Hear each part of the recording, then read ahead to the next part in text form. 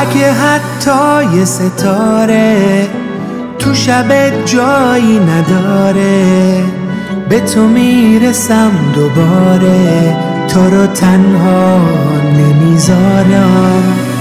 اگه باز دلت بگیره رنگ دنیات بشه تیره، هیچکی دستاتو نگیره، من تو رو تنها نمیذارم.